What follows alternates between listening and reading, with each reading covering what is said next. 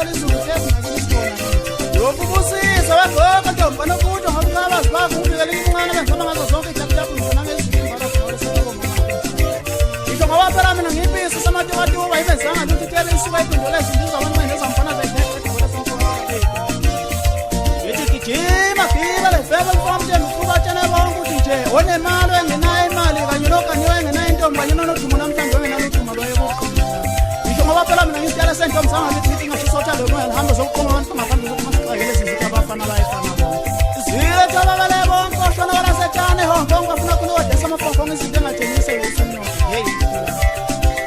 Ngithi imbizi umfula ngene nyukisele mina yekisele ngizwika thabamuwe lomfula barombelele ngedinto enkulu.